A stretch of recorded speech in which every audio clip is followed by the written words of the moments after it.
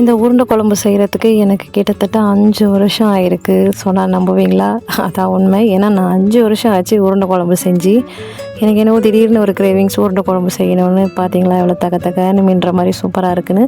So என்னுடைய ஸ்டைலில் நான் எப்படி செய்வேன்றதை ஒரு ரெசிபியாக ஷூட் பண்ணியிருக்கேன். அவ்வளோதான்.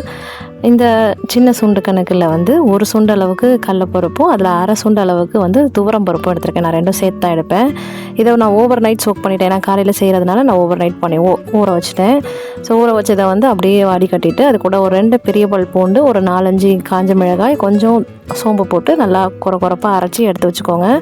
இப்போ இது கூட 2 கைப்பிடி அளவுக்கு வந்து சின்ன வெங்காயம் கட் பண்ணி வச்சுருக்கேன். இது கூட ஒரு கைப்பிடி தேங்காய், துருவின தேங்காய், அது கூட கொஞ்சமாக மஞ்சத்தூள், கொஞ்சம் பெருங்காயத்தூள், 2 கைப்பிடி அளவுக்கு ஃபுல்லாக வந்து முருங்கைக்கீரையை நான் க்ளீன் பண்ணி வச்சுருக்கேன். அது அப்புறம் கொஞ்சமாக வாசனைக்கு கருவேப்பிலை போட்டுட்டு தேவையான அளவு உப்பு போட்டு இதை நல்லா உருண்டை பிடிச்சி எடுத்து வச்சுக்கோங்க.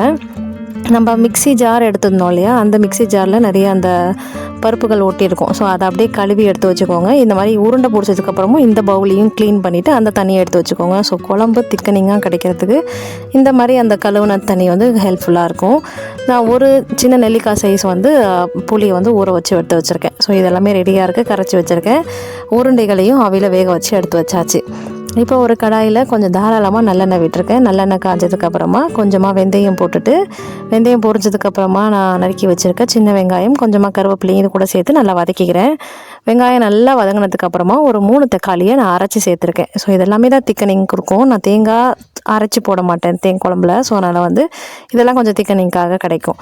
ஸோ தக்காளி வந்து நல்லா வெந்ததுக்கப்புறமா ஒரு ஸ்பூன் மஞ்சத்தூள் போட்டுட்டு ஒரு 3 ஸ்பூன் அளவுக்கு குழம்பு மிளகாய் தூள் போட்டிருக்கேன். இதை வந்து அது கூட ஒரு 2 செகண்ட் அந்த எண்ணெயில் நல்லா வதக்கினதுக்கு அப்புறமா நம்ம கரைச்சி வச்சுருக்க புளி தண்ணி, அந்த பருப்பு கழுவின தண்ணி, ஸோ எல்லாமே சேர்த்த மாதிரி கலந்து வச்சுருக்கேன். ஸோ அதை இது கூட சேர்த்து நல்லா கலந்து விட்டுட்டு, கட்டி எதுவும் இல்லாத அளவுக்கு நல்லா கலக்கி விட்டுட்டு இதை மூடி போட்டு கொதிக்க வச்சுக்கோங்க. குழம்பு கொஞ்சம் திக்காகி லைட்டாக எண்ணெய் பிரிஞ்சு வர ஸ்டேஜில் நம்ம வேக வச்சு வச்சுருக்க உருண்டைகளையும் இது கூட சேர்த்துட்டு ஒரு கைப்பிடி அளவுக்கு, அதாவது ஒரு ஸ்பூன் அளவுக்கு வந்து கொஞ்சமாக நாட்டு சர்க்கரையும் இது கூட சேர்த்து நல்லா கலந்து விட்டுட்டு மூடி போட்டு வச்சுக்கோங்க. இது நல்லா எண்ணெய் பிரிஞ்சு வரணும்.